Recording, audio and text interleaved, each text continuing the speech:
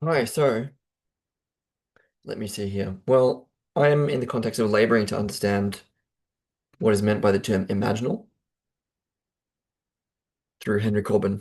And this is in the context of understanding a prescription for getting through meaning crisis and meta crisis in groups to be about dialogical, imaginal, mindful, and embodied practice.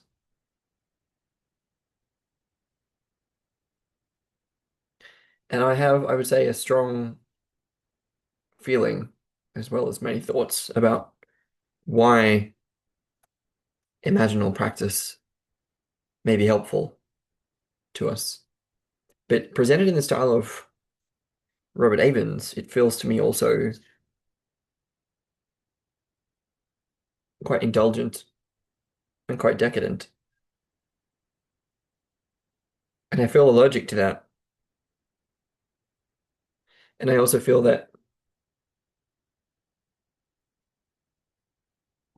it's a little difficult to like when I talk about the function of dialogical practices like circling, for example, or dialectic into dialogos, it's quite obvious why and how. And the same with mindfulness practice and same with embodiment practices. But it's this one of them which is about the imaginal that is challenging to sort of pin down, probably by them, and there may well be good reason for that. I want to say at the outset that the context in which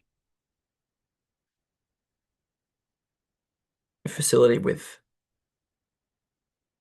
mm, daimonic intelligence and the practice of perspective taking, the context in which these things have become more relevant to us is maybe yet to appear. I think when we begin living in community, when we begin engaging in an ecology of practices, I think in that context, its relevance may be more obvious. And so today, what I'm going to do is explore a different kind of voice in the same space, namely the voice of Angela Voss, someone coming from quite a different perspective that's maybe a little bit less sort of philosophical.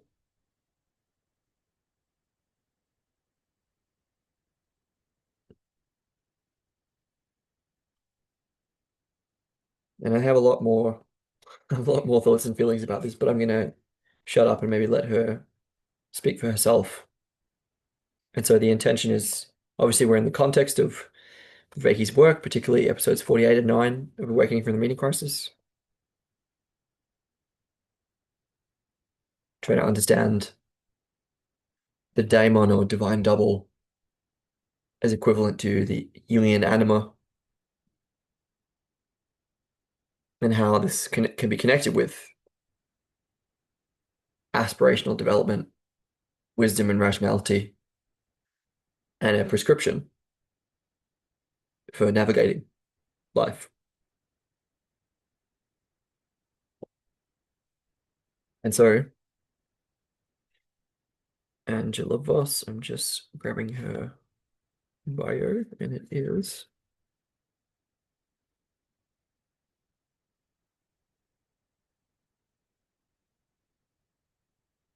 Yeah, I guess you have to be pretty open-minded to be in this territory with me. So that's kind of the essay is about Neoplatonism. It's about theurgy. It's about the daimon. It's about the imaginal, and it's also about music.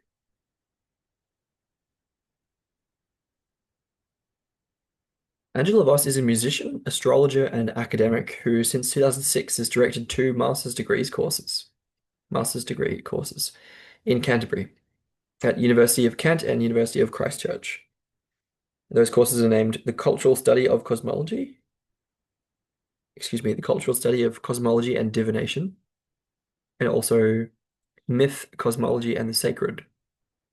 And she's written extensively about Renaissance astrology and music, Neoplatonism, esoteric philosophy, and transformative learning, and regards herself as a, quote, walker between the worlds of imagination, ritual, symbolic practice, and scholarship.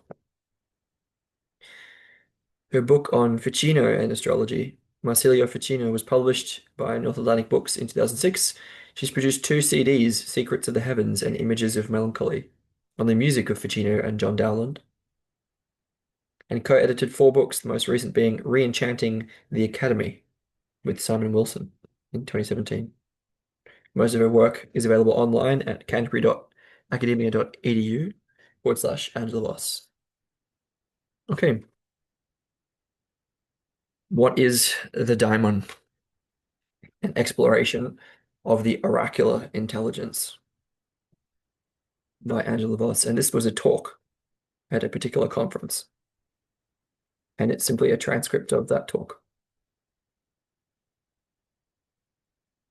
And I quote, "So thank you, David, and thank you, Anton, for hosting this wonderful conference. I feel there's rather a responsibility on me this morning, being the only female speaker. And I'm hoping we might be able to have some kind of discussion on this question of whether female and male experiences may be slightly different, or we may have slightly different quests in the pursuit of the unknown. I don't know. It would be very interesting to hear what you have to say about that." I thought I'd start with this rather lovely quotation from the poet and essayist Patrick Kavanagh.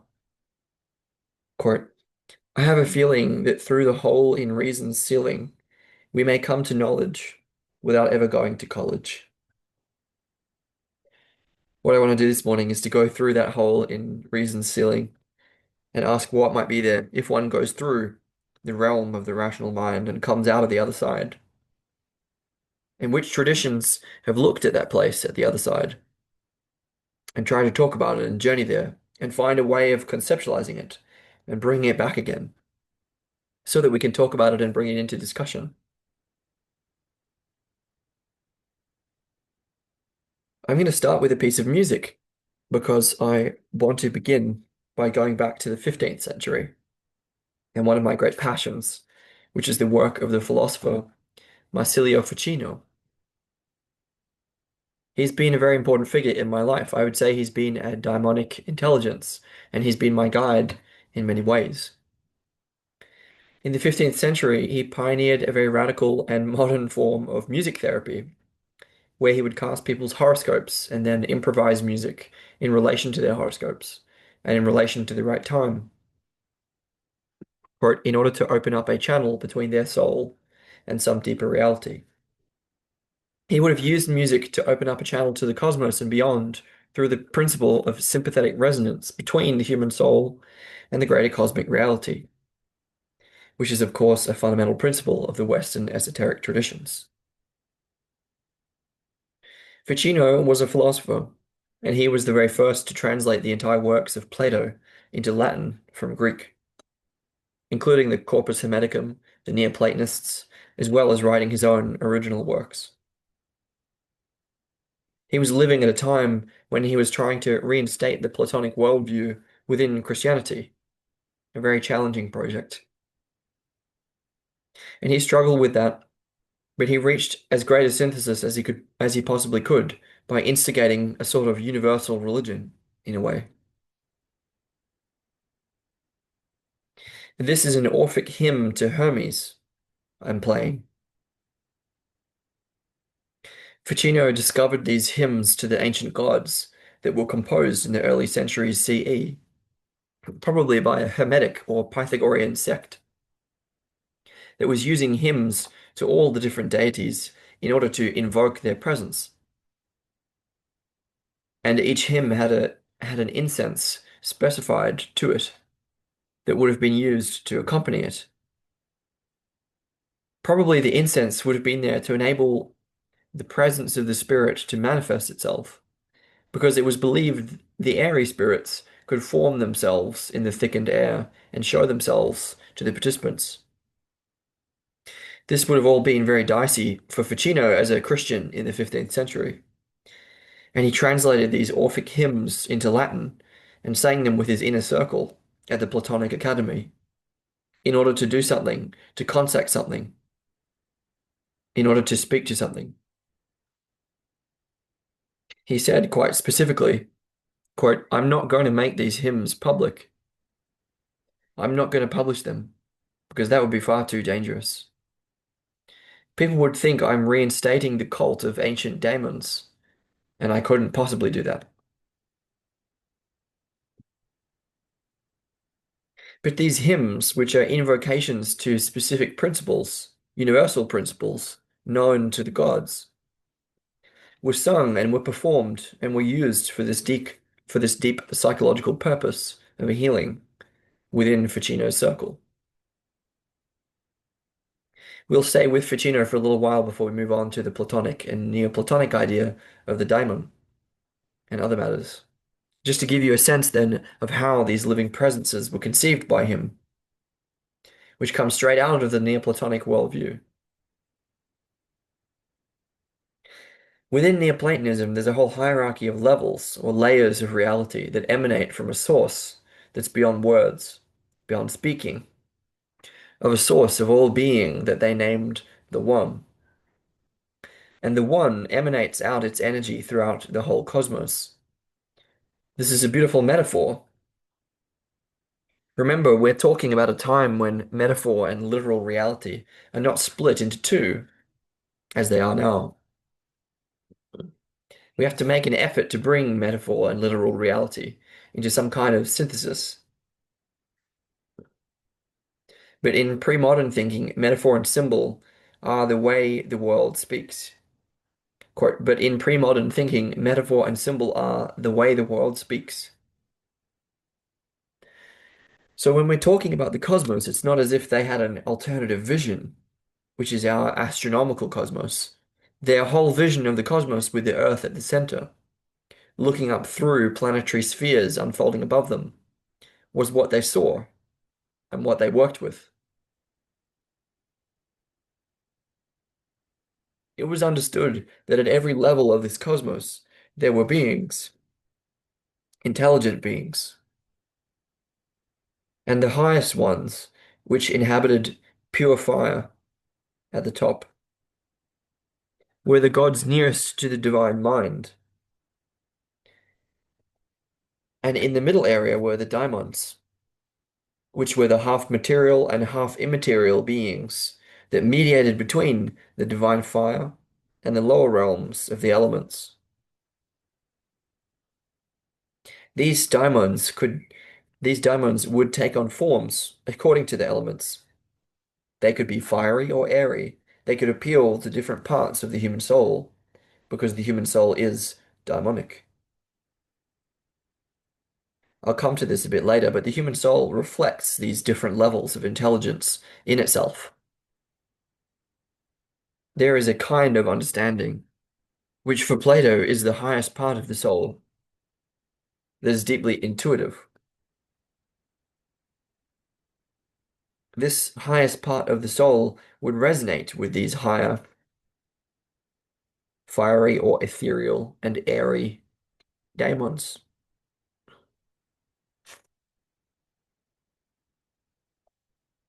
The middle area of the soul, which was termed the reason, would resonate with the unethereal, airy daimons. And the lower part, concerned with imagination, images, and sense perception,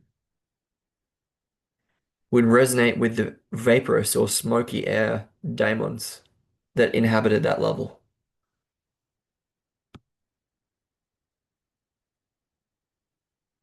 The kind of daemon one would invoke would be very much to do with the level of perception you were at, or the kind of intellectual affinity that you had with it.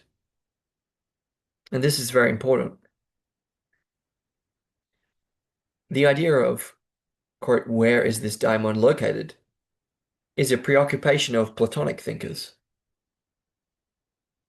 So when we find Ficino saying, quote, remember our daimon and our personal genius is not only, as is thought, our intellect, but is also a luminous being.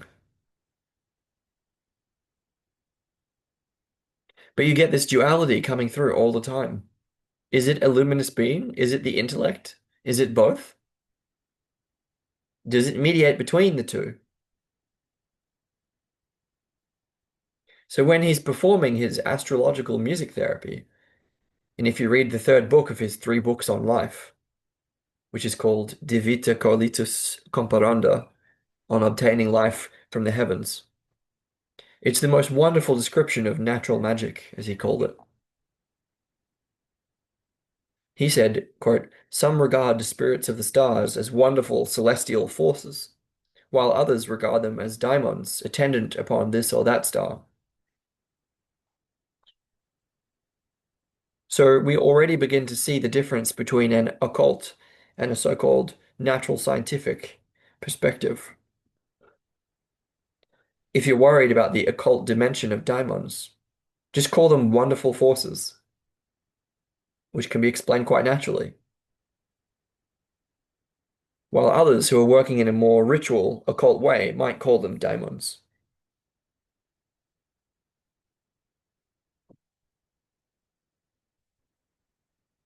I'm drawing us into a way of looking at this that's very much dependent on perception and how one decides to label or call these things, using either a scientific or more mystical language. So how does this connection with the daimon work for Ficino? He says that, quote, "Our spirit is in conformity with the rays of the heavenly spirit, which penetrates everything either secretly or obviously. It shows a far greater kinship when we have a strong desire for that life and are seeking a benefit that is consistent with it, and thus transfer our own spiritus into its rays by means of love, particularly if we make use of song and light and the perfume appropriate to the deity, like the hymns that Orpheus consecrated to the cosmic deities."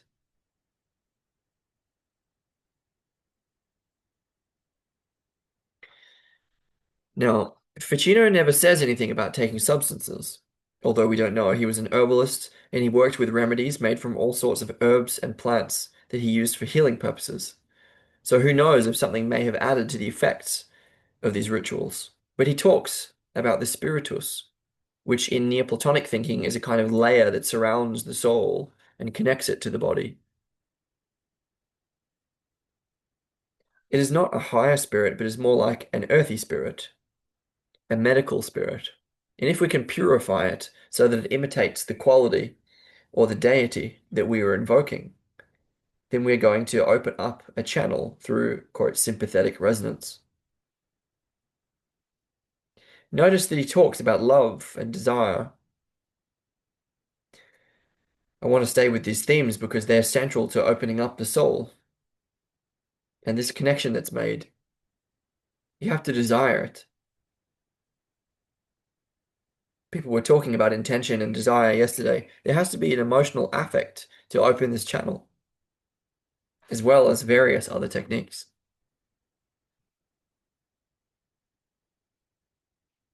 Ficino would have derived his ideas of ritual from the Neoplatonist Iamblichus, who worked with a form of theurgic ritual or god work in order to raise the human soul to the level of the gods. It wasn't about invoking or bringing the gods down to this realm as if somehow we could humanize them. It was about working in a way that allowed the highest part of the human soul to resonate at the level of the gods.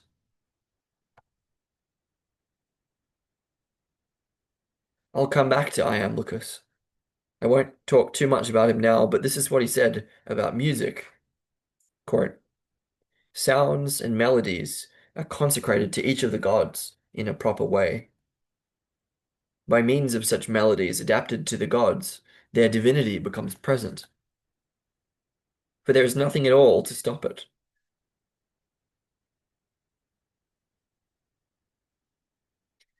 If something is at the same level of resonance, whatever level of being, it will merge, it will form a unity."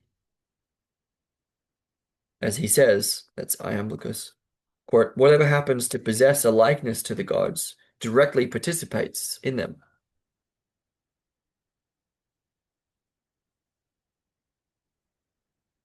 That's a very important statement and lies behind a fundamental premise of Platonism and esoteric thinking, that you can only enter into a dimension or level of reality if you're resonating at that particular level. You can't suddenly invoke a god if you're just starting off and you're working at the level of the natural world. You're not suddenly going to have a god appear. You're going to have a daimon who inhabits that particular dimension of reality. And as you work your way through these theurgical practices, you might, if you're lucky, invoke more and more purified beings until you end up at a divine union with the One. Theurgic practice involves being very discerning about which level you're at and being directed to the right level by the quote high priest. So music and the arts having a direct opening through the power of their symbolism to this other realm are an ideal way of opening the space. You can't do it through rational thinking. This is the point.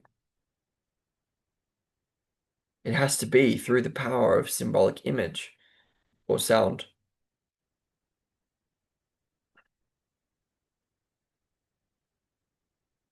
I'll just say a bit about my connection with Ficino then, and how he, for me, has been a daimonic presence, leading me to where I am now.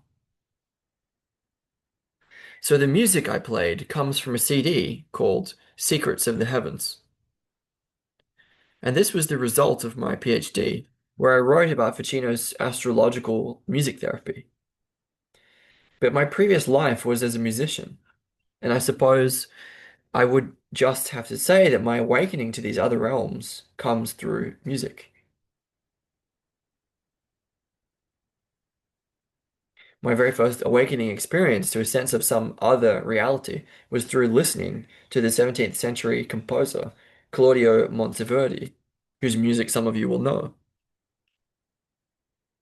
When I was a teenager, my friends were all going to discos, and I was lying on the sofa with headphones on, immersed in Renaissance and Baroque music. Something shifted my awareness to an extraordinary kind of dimension of intelligence. None of my family and none of my friends understood.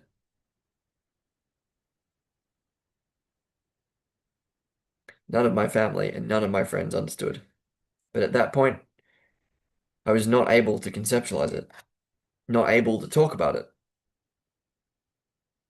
I just knew that music was going to be the way for me, and so I became a musician. I devoted myself to playing Renaissance music because there was something about the power of the music of this period that deeply resonated with me. And when I came to study Renaissance music, art, and philosophy, the Platonic understanding of the power of the arts to awaken memories of another world made perfect sense to me.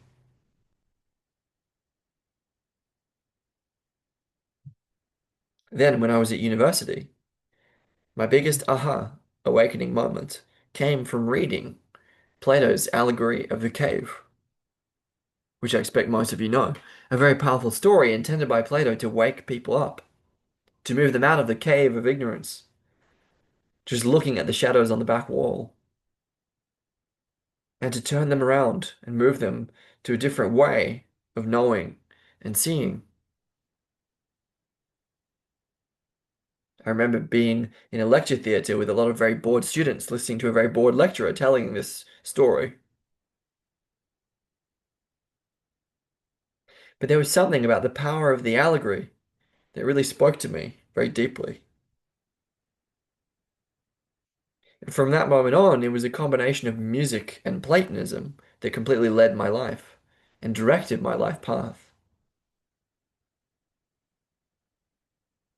Then, when I discovered the work of Ficino, it really was as if he was saying to me, quote, "Look, you've got to say something about my esoteric practices in relation to my Platonic philosophy, because no scholar has really yet understood how astrology, music, and magical ritual could really be part of my serious Platonic endeavor.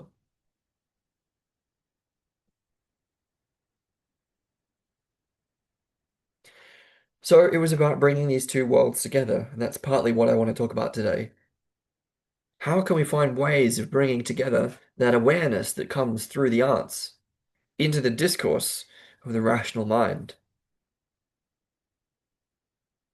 And I've had to do it through bringing it into the discourse of the academic world, which has been my path. For many years, I felt the presence of Ficino with me on my shoulders, asking me to do this. And it was probably the strongest sense I've had of an ancestral presence with me.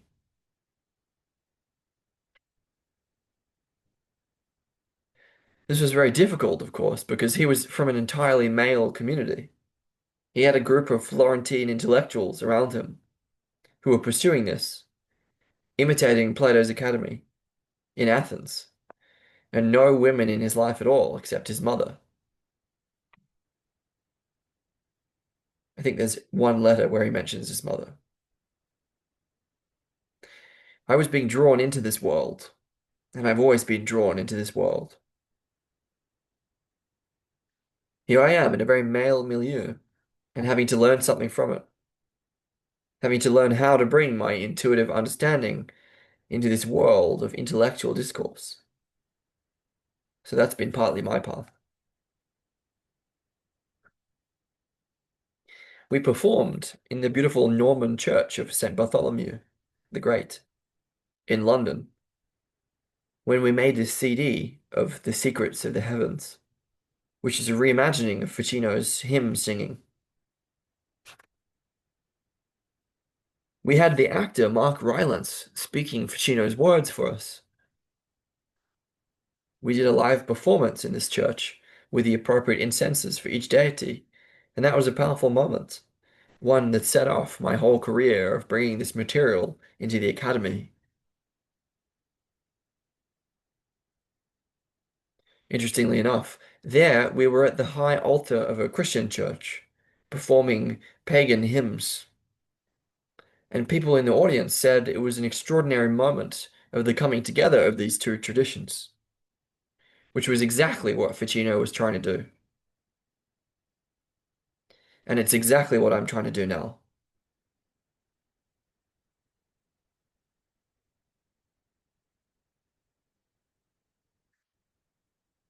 I think, take it into a larger context, this is about, as Jeff was mentioning yesterday, how we can bring into a very conservative and often very literally minded intellectual environment this other, this other mysterious thing, this power of awakening that is deeply, deeply intuitive. So that's a bit about me and my story. Where I work, I can see right out over Canterbury Cathedral. And I'm at Canterbury Christchurch University, a very Anglican institution, a very conservative institution. And I'm reminded every day that what I'm doing somehow has to be brought into a relationship with this ancient tradition that I'm right next to, as well as with the Anglican community in the university. So it's really interesting.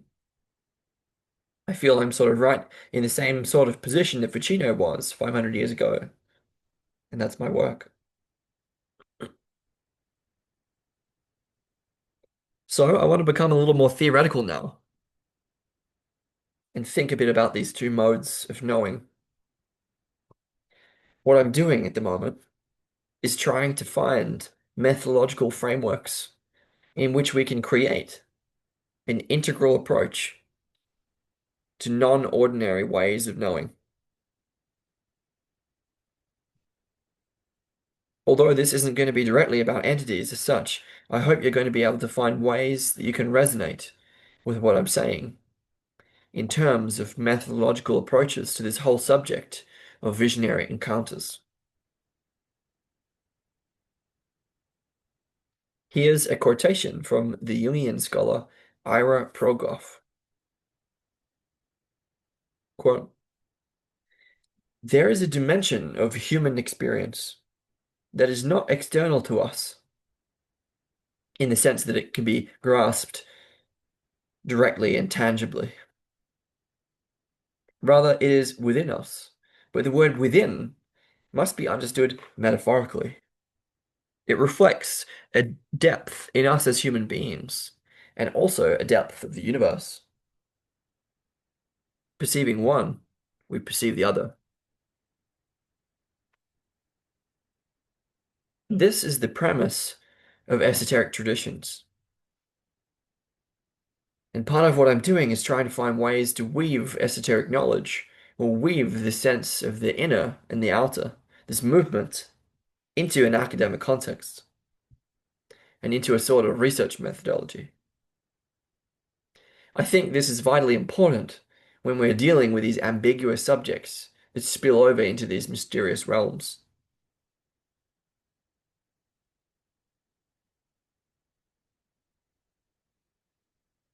A symbolic diagram, such as that from the 17th century Hermeticist Robert Fludd, puts it much clearer than words.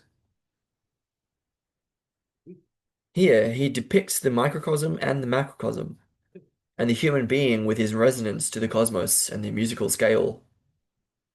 The whole thing is a metaphor of reality that's presided over by a great source. And the work of his lifetime is to make a macrocosm of the microcosm. It's how the human soul can realize its divine proportions, how the human soul can realize its harmony within the greater whole. This is the work of the soul, and this would be the work of all the ritual practices, the invocations, and so on. And Robert Fludd's work is absolutely amazing in terms of showing how these two wholes come together.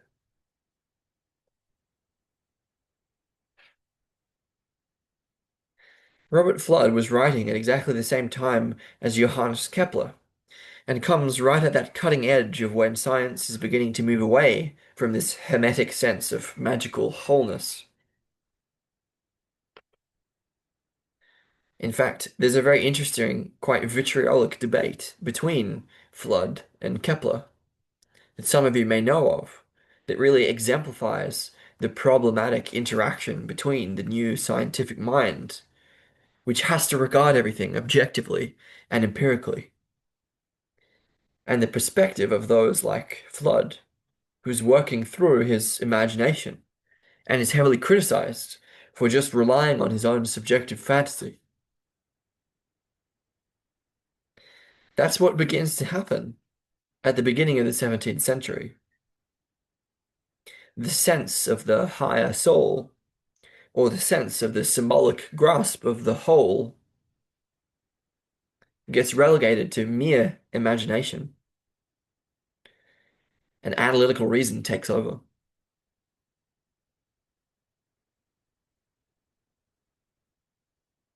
The two approaches I'm interested in regard to this subject, I suppose we could call hermeneutics and reflexivity.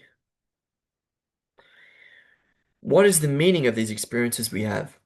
And how can we create a hermeneutic circle where we are coming back to ourselves, not in a subjective, self-indulgent way, or anecdotal way even, but in a way in which we can understand ourselves participating in something greater? For me, that's what knowledge is. That's what knowledge is. That's what scholarship could be. This circle of coming back to oneself and moving out and coming back to oneself.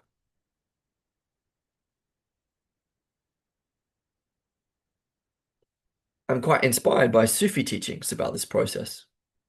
And these quotations are taken from William Chittick, from a book on the Sufi mystic and scholar Ibn Arabi. Quote, in order to know the proper way of acting in the world and living out our human embodiment, we must know what the world signifies to us. In order to know the significance of things, we must know our own nature and our proper destiny.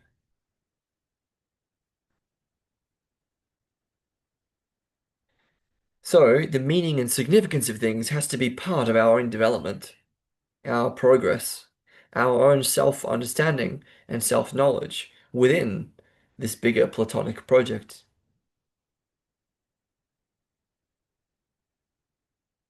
Another quote from Chittick is, No one can have true knowledge unless he knows things through his own essence.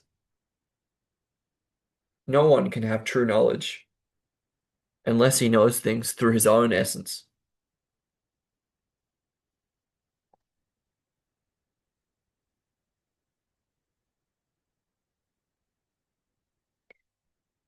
I think this is one of the problems of an objective scientific approach, that the self can be completely negated, as if there's some kind of independent objective reality out there,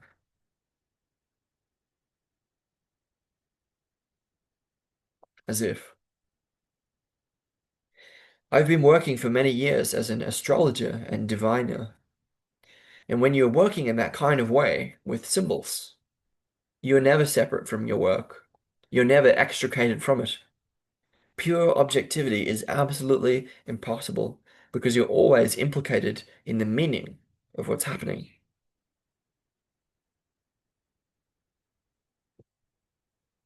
So I'll present a couple of the models that we use that go back to classical and pre-Enlightenment ways of thinking about the world.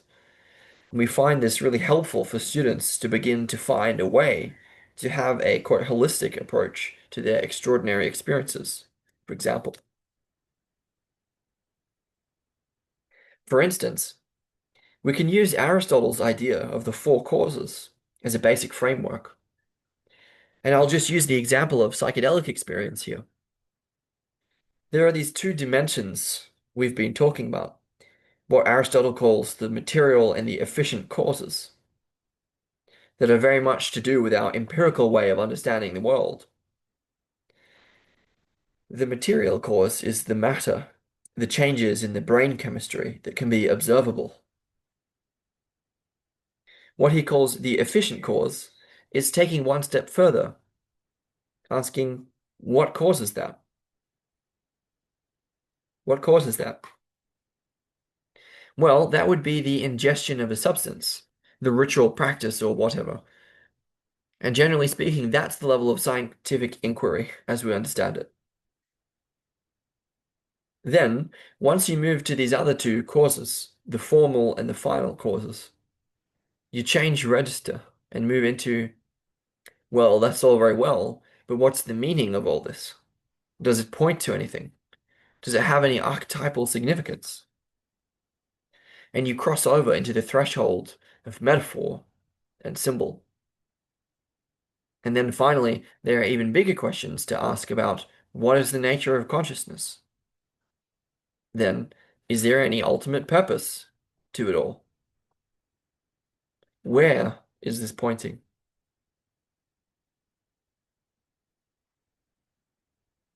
Does my experience actually resonate on some deeper level? This was seen as a whole process of causation.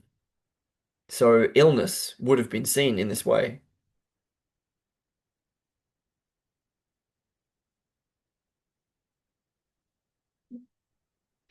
It's a way of using a fourfold framework to cross the divide. It's a way of using a fourfold framework to cross the divide and start asking different sorts of questions at different stages and not having to keep them as totally separate domains. Of course, what happened since Kant and our Enlightenment philosophies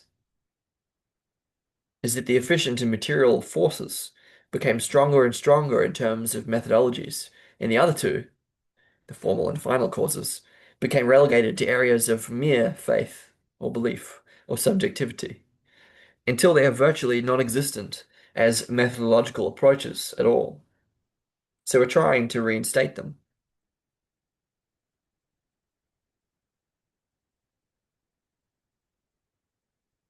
The other method we use, which again is another very powerful one, and it's a similar one, stems from the early church fathers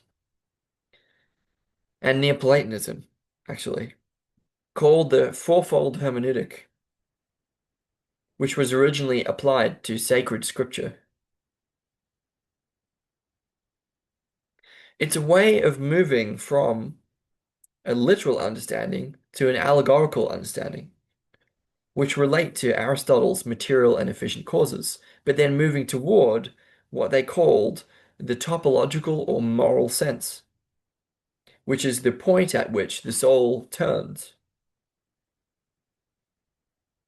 That was the level at which the individual could understand their own participation, reflexivity, or active imagination in the scripture, or understand how they would have to change their lives.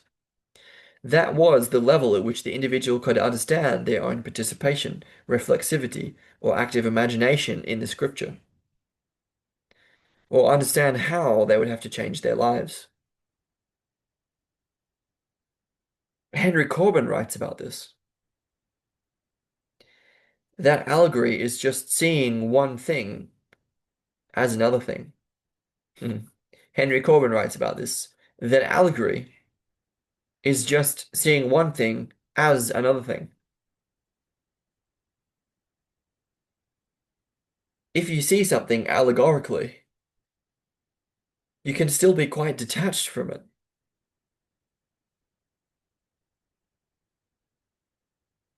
You don't have to be involved in it in any particular way.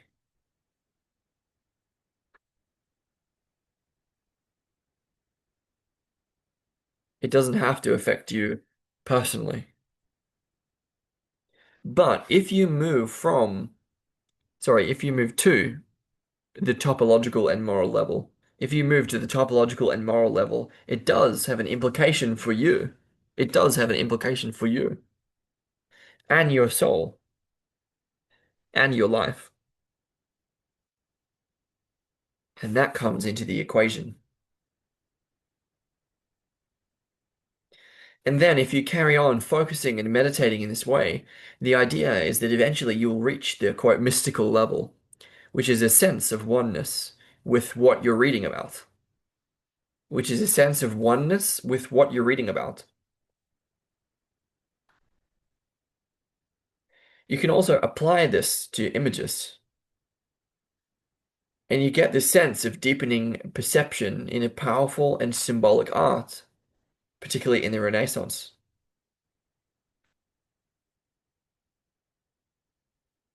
We use this with the students in terms of interpreting a painting or a spiritual or sacred text.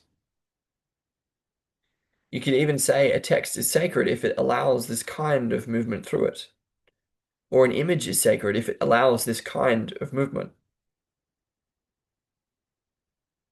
But once you reach the mystical anagogic level, you come straight back to the literal. So the end game of this is a whole. It's not just going off beyond into some mystical experience. It's actually integrating all those perspectives within one methodological framework.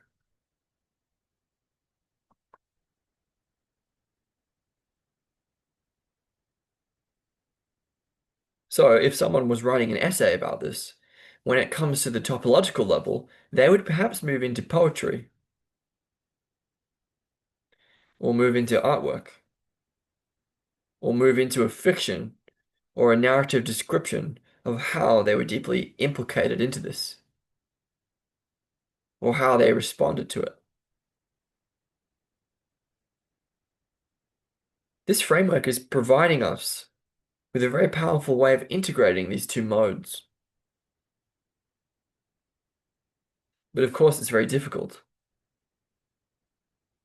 And as Karol Zaleski has said, quote,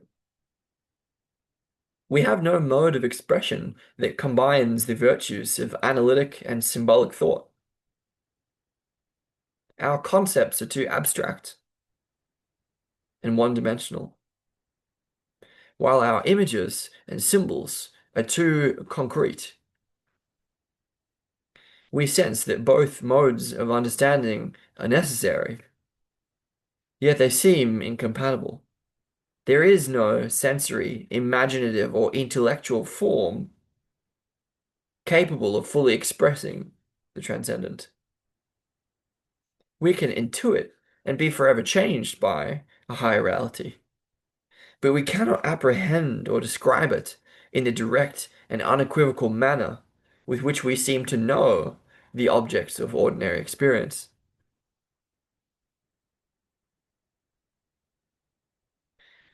Such understanding as we do receive of the transcendent comes to us through symbols,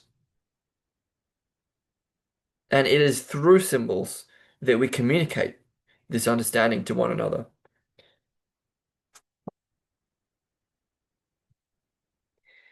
Such understanding as we do receive of the transcendent comes to us through symbols, and it is through symbols that we communicate this understanding to one another.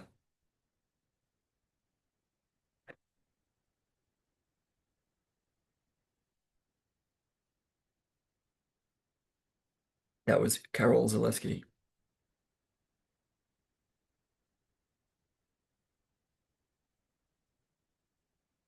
Here is a symbol from the alchemical tradition,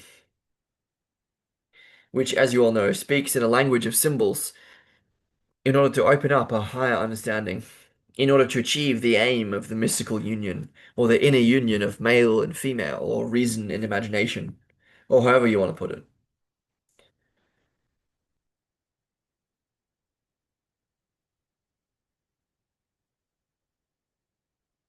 So, in the rather beautiful illustration in Atlanta Fusions by Michael Meyer, we find Lady Nature leading a little man who's holding a lantern and a staff.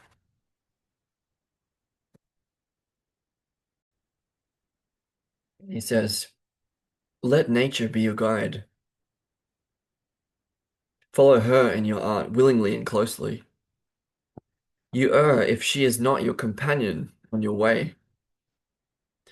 Let reason be your staff and exercise strengthen your sight, so that things that are far away can be discerned. Let literature be your lamp, shining in the darkness in order to guard you against an accumulation of things and words."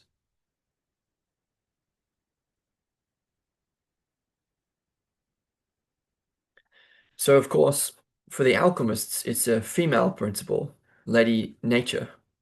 Lady Nature, Sophia, the divine feminine, that symbolizes this innate connection we all have to to this deeper ground of being.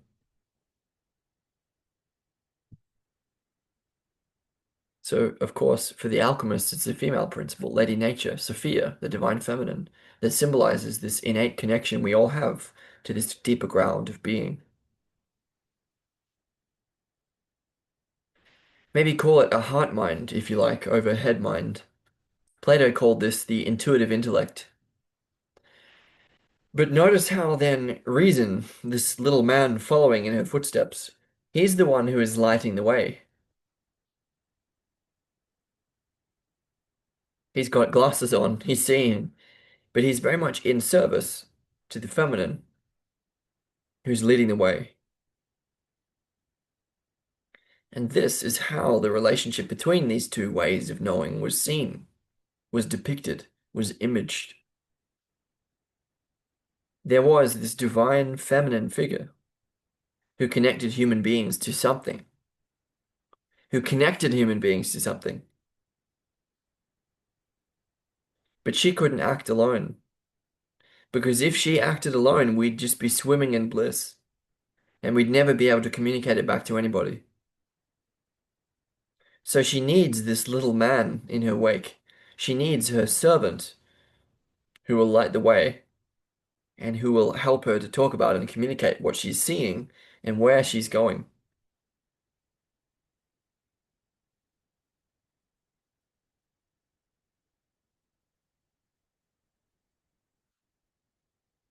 She needs her servant who will light the way and who will help her to talk about and communicate what she's seeing and where she's going. To bring in a venerable man here, I thought of this quotation from St. Augustine. I mean, he's talking from the Christian tradition, but he's saying the same thing. Quote, "Reason is a mental operation capable of distinguishing and connecting things that are learned. But only a rare class of man is capable of using it as a guide to knowledge of God or the soul, either the soul within us or the soul of the world.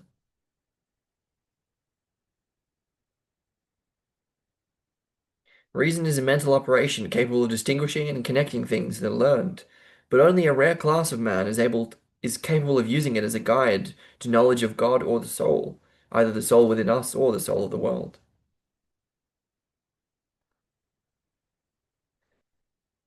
That brings me to quite a well-known book by Iain McGilchrist, The Master and His Emissary. I found this book absolutely mind-blowing. Iain McGilchrist is a neuroscientist, is a psychiatrist, is a neuroscientist, but also an English literature specialist. So he comes from both worlds, science and humanities. He has shown how over the past 2000 years or so, our cognitive understanding abilities have become very imbalanced. He started off as a neuroscientist investigating brain functions, but then he takes the idea of the left brain and the right brain far further than simply the literal manifestation of them as physical entities, and he uses them as a metaphor. He takes the right and the left hemispheres as a metaphor for these two ways of thinking, the reason revelation, the heart mind and the head mind.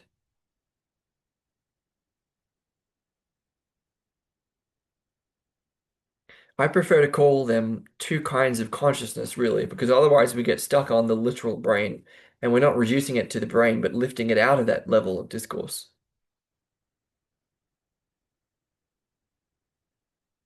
McGilchrist shows how McGilchrist McGilchrist shows how over the past 2000 years, the dominance, the fluctuation, and relationship of these two modes has varied a lot. At certain times, when what he calls the right hemisphere, what we might call the heart mind, has dominated, we've had periods of amazing civilization and flourishing, such as in the Renaissance period. The appropriate relationship is about the right hemisphere as leader, followed by the rational mind, which is exactly what Platonists and Neoplatonists say, and that we've come to a point now where this has seriously come out of balance. The dominance of the rational mind is taking over, and the connection is even threatening to be severed. In other words, the emissary is threatening to usurp the master. McGilchrist describes the appropriate way of moving between these modes of knowing when he says, what is offered by the right hemisphere to the left hemisphere is offered back again and taken up into a synthesis invoking both hemispheres. This must be true of the processes of creativity, of the understanding of works of art, of the development of the religious sense. In each, there is a progress from an intuitive apprehension of whatever it may be, via a more formal process of enrichment through consciousness, detailed analytic understanding, to a new enhanced intuitive understanding of this whole, now transformed by the process that it has undergone.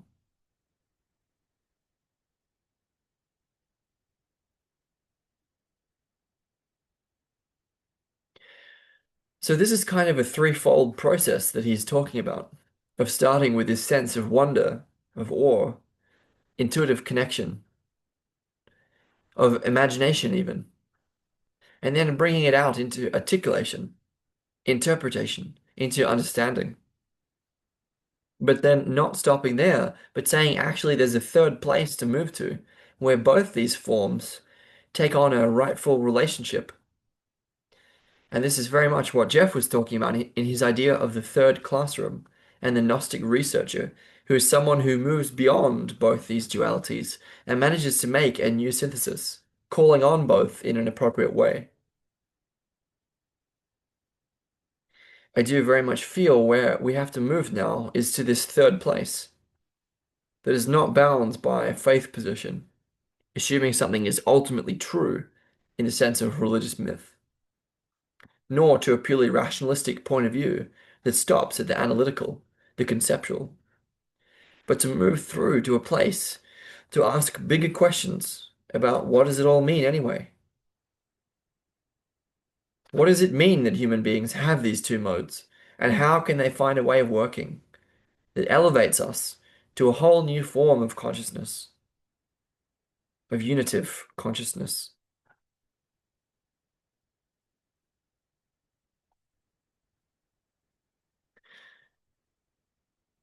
Of course, for McGilchrist, and this comes from his brain research, I'm not a scientist at all, so I really do apologize for the fact I can't speak a scientific language, as most of you do. Quote, it is the faculty of imagination which comes into being between the two hemispheres, which enables us to take things back from the world of the left hemisphere and make them live again in the right.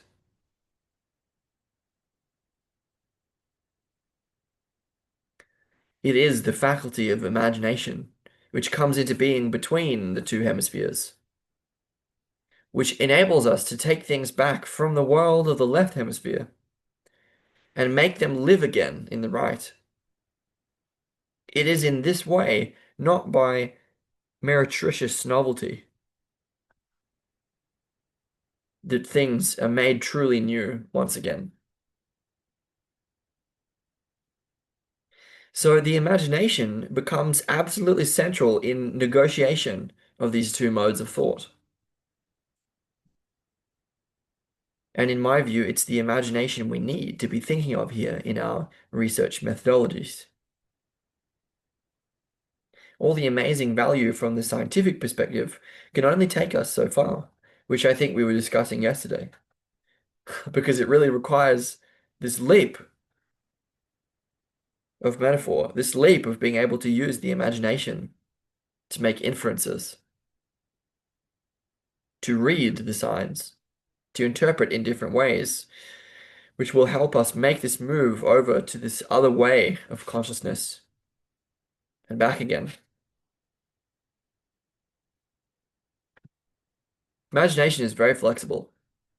It can do so many different things, and McGilchrist ends his book by saying it is the power of metaphoric thinking that will allow us to do this, and the world needs more metaphor. He says you can even view the hemisphere lateralization as pure metaphor, because metaphor is how we come to understand the world, and it's our primary mode of perception. Logic, conception, and discursive thought follow on from it.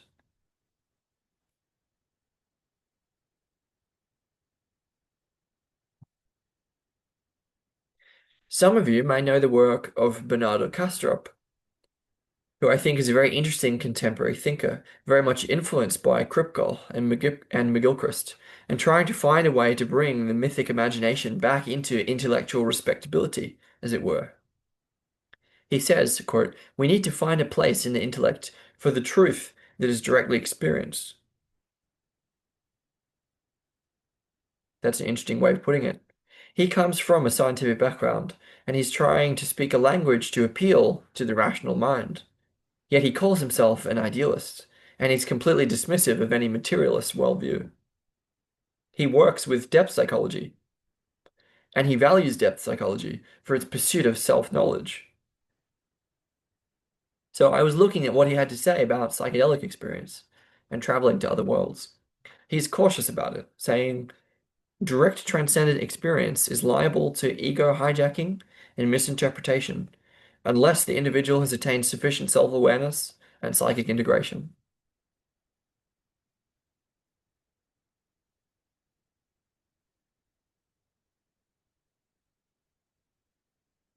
He narrates a new myth for our time, so we can start engaging with metaphor. He narrates a new myth for our time, so we can start engaging with metaphor. And I suppose one of his key messages is we have to be able to now reach this third position. We have to be able to now reach this third position where our rational mind can watch ourselves taking on board completely and utterly the power of mythic and imaginative language, being able to step out of it and watch ourselves doing it.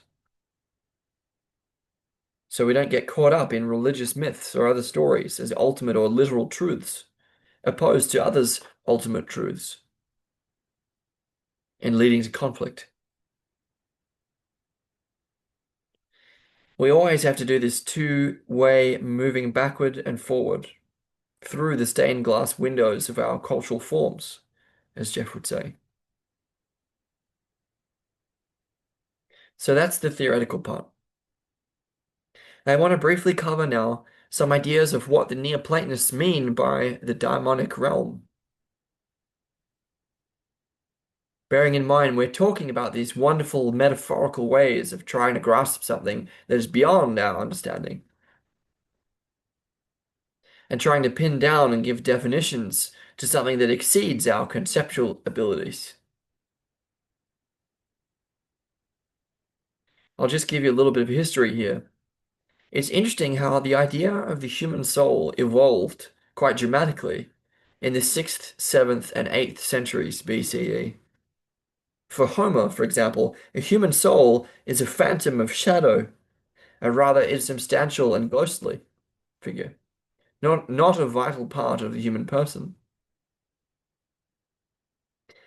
And at this period, the daimon or god, the daimon or the god, was very much seen as external. By the time we get to the Pythagoreans and Orphics, who of course very much influenced Plato, we begin to get this ambiguous sense of the daimon, that it's both an immortal part of the human soul trapped in the body, requiring liberation, but also can be seen as a separate presence. So we get the idea that character is the daimon. It is something that drives you from within, but it can also be experienced or sensed as external to the psyche. Jung takes this up in very much the same kind of way. The daimon or anima becomes an inner force, inner guardian, and inner guide, so it takes on a dual identity as both a semi or divine power or personal guardian and as vital inner force. And for Plato, this higher intelligence, this nous daimon, is the higher part of the soul. He says, quote, God gave the sovereign part of the human soul to be the divinity of each one, being that part which, as we say, dwells at the top of the body. And inasmuch as we are a plant not of an earthly, but of a heavenly growth, raises us from earth to our kindred who are in heaven. And the motions which are naturally akin to the divine principle within us are the thoughts and revolution of the universe.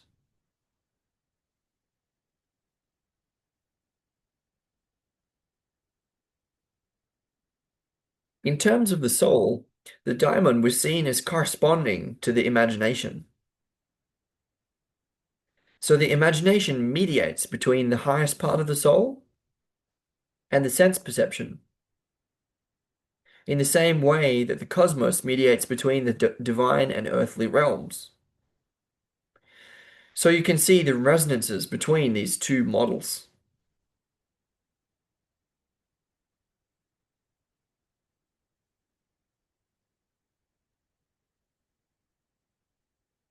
But the daimon is also a separate entity or guide to the world of the afterlife. The guardian daimon. Socrates, for instance, was always consulting his personal daimonic voice. Plato says of the daimons, quote, they act as interpreters and conveyors of human things to the gods, of divine things to men. They carry the prayers and sacrifices of men, the commandments of the gods, and their responses to sacrifices, occupying a place between the two. They fill up a gap and cause the whole universe to be a coherent whole. All divination takes place by their means. The art of priests, the art of sacrifices and mystical rites and incantations, in a word, all divining and magic.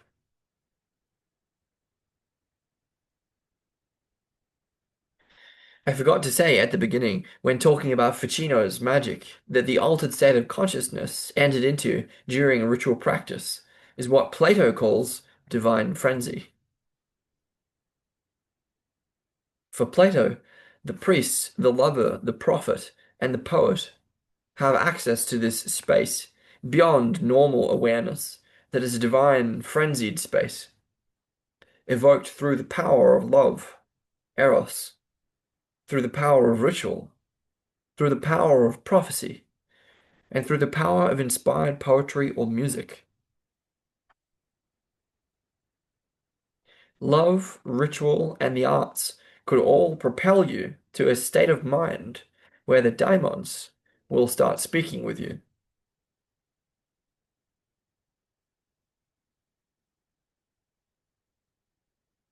Plutarch is a very interesting writer. He was a high priest at Delphi, and he too talks about narratives in which people travel to the other world. In his myth of Timarchus, a young man suffered a blow on the head, and a whole other world opened up to him.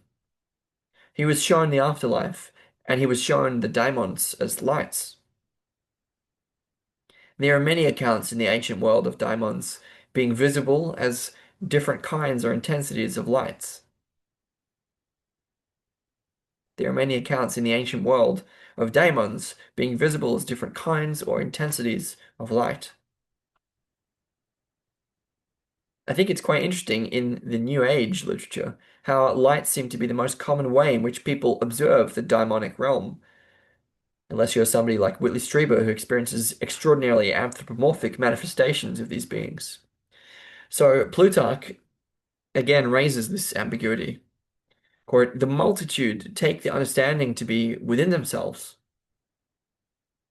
as they take reflected objects to be in the mirrors that reflect them. But those who conceive the matter rightly call it a daimon, as being external. I think here Plutarch is worrying about a reduction of this daimonic principle to a personal ego, but it's not like that. It verges on this ambiguous level of both and, not either or. For Plotinus, similarly, quote, a celestial, a daimon, is the representative generated by each soul when it enters the cosmos.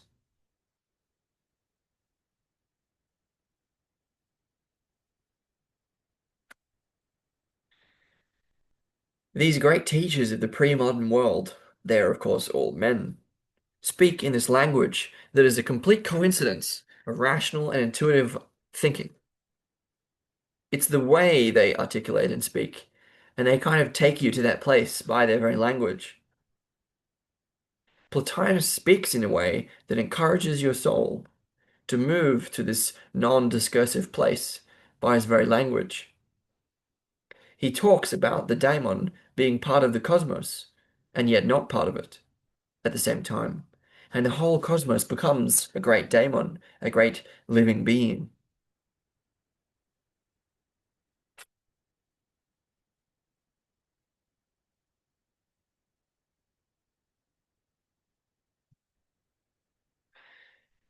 I'll just talk about the idea then that the imagination itself is a daemon, as this is quite an unusual way of thinking about it for us. So the Neoplatonists, and this is very much what they worked with in their ritual practice of theurgy, understood that, quote, when the soul descends into the body, it is accompanied by what they call the pneuma, or the ochema, its astral vehicle, which you might call the astral body, quote, which it gathers from the spheres as it descends through them on its way to incarnation. This is a myth recounted also in the Corpus Hermeticum. Fantasia, or imagination, quote, is impressed on the pneuma, or is identified with the pneuma, and it becomes the pneuma fantasticon, an all-embracing sense organ, very sensitive to the condition of the soul. It mediates between incorporeal and corporeal worlds, and enables the divine to contact matter. and it is itself daimonic. It itself has this divine element to it. So no wonder that if we can contact this higher imagination in our souls, we can actually start resonating with daimonic intelligences. Synesius, who writes about how the daimon appears in dreams, says, quote, "The whole of the genera of daimons are supplied with their substance by this mode of life, the imaginative. For during the whole of their existence they are of the nature of images. For during the whole of their existence they are of the nature of images, and take on the appearances of happenings.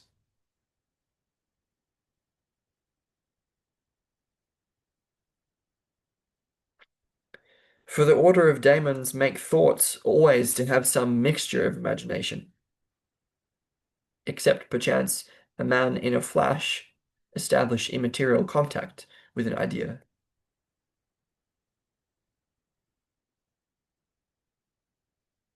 So it is possible to have some kind of direct hotline through to some transcendent reality, but for the most part, ritual processes are about moving through this middle ground of the daemons, through your imagination, to enter the deeper space. And this is what theurgy is about. I don't know if any of you know about the work of Gregory Shaw, but he's been one of my great inspirations in writing about the theurgist and Neoplatonist Iamblichus. Iamblichus obviously was to him a great daimonic presence, as Ficino was for me, and he writes about him with tremendous passion and understanding. Iamblichus wrote on the mysteries, about divine practices, about divinatory practices in the late antique world, involving communion with the daimons in order to raise the soul from earthly concerns and eventually realize its own innate divinity. As Gregory beautifully states, this kind of work is not of the head, but the heart. It is not by our knowing, calculating, or predicting that we ascend to the gods, but by the intensity and quality of our longing.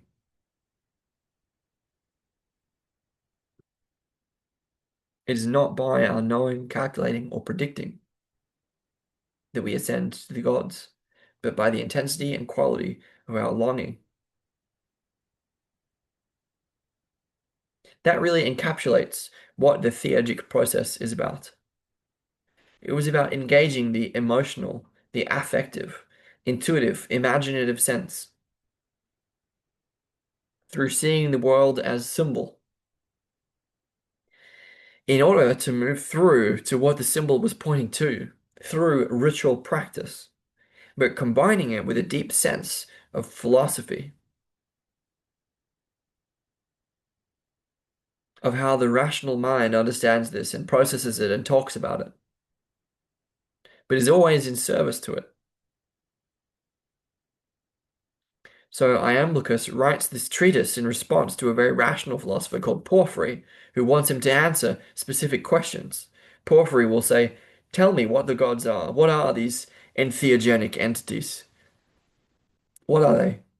And Iamblichus will say, quote, "Well, that's completely the wrong question to ask because you will never find out by trying to give a conceptual abstract answer. You will only find out by finding the place in your soul that resonates with them, and then you will know what they are." So you can start from there. And then you can start speaking about what they might be. And then you can start speaking about what they might be. You can't start from trying to analyze from the outside because you don't know. How can you know if you're just trying to conceive of them in that distanced kind of way?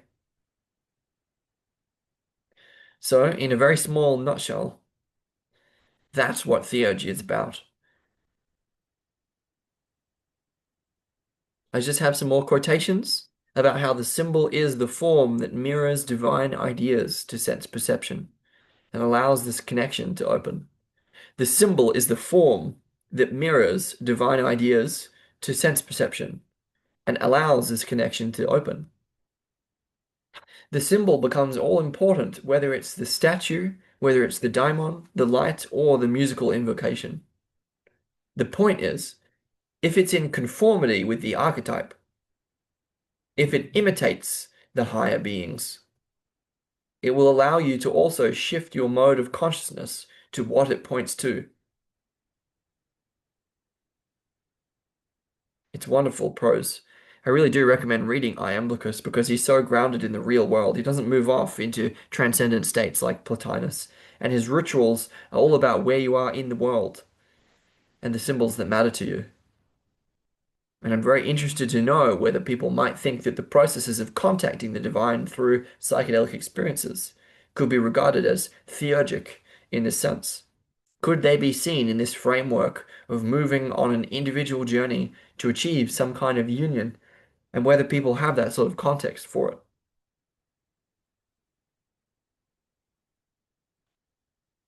Finally, just a little more about theurgy and Iamblichus' hierarchy of different intelligences. The diamonds weren't just generalized, they were infinite dimensions of being, right from the lowest material ones to the highest immaterial ones, and you worked your way through according to what was appropriate your condition of soul. You wouldn't expect to be contacting a god immediately. You would expect to work your way up the ladder. I'll just finish with this quote because, in a way, this sort of sums up the issue as seen by the Neoplatonists.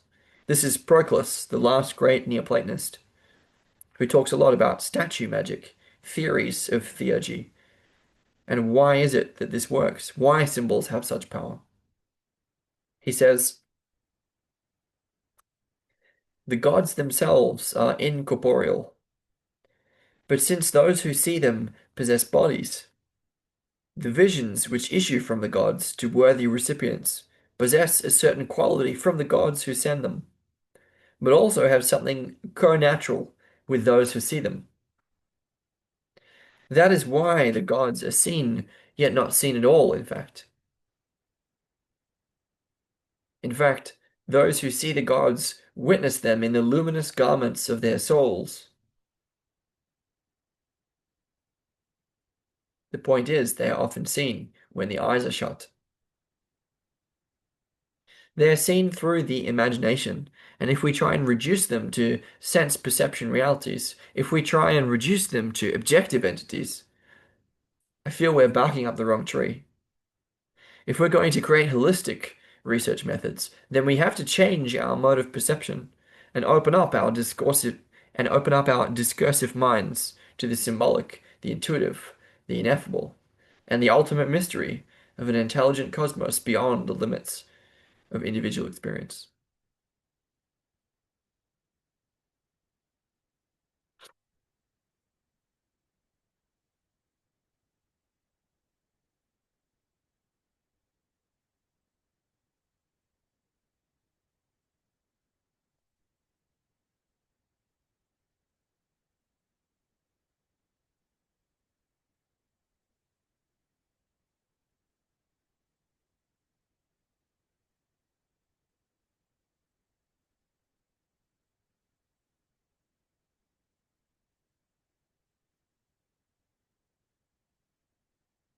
Okay, that was Angela Voss. What is the daimon? And it's included in a series of transcripts from a book called DMT, Entity, and Encounters,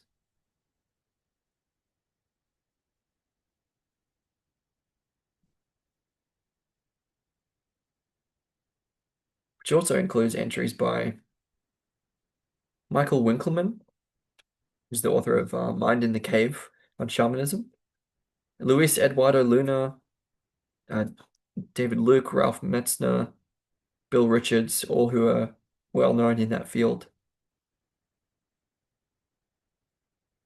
Chris Beisch, Jeff Kripke, Daniel Pinchbeck. But I found her talk to be by far the most interesting.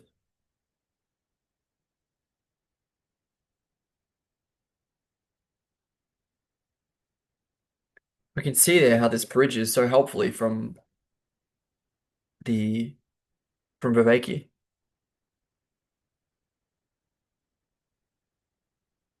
and that adding more of this, like that cognitive science in that way of understanding things in the rational terms that we can now say that we can, I think it can really go together.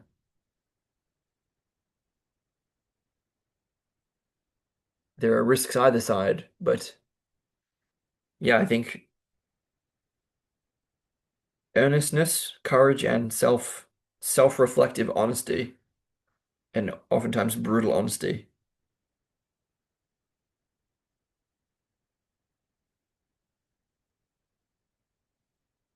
are all, yeah, needed virtues. And I don't think I will add anything more. I think she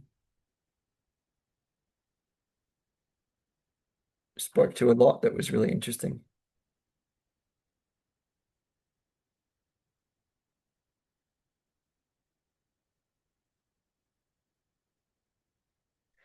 That album is really, really cool. It's Secrets of the Heavens, and it's a whole album of different hymns to the gods.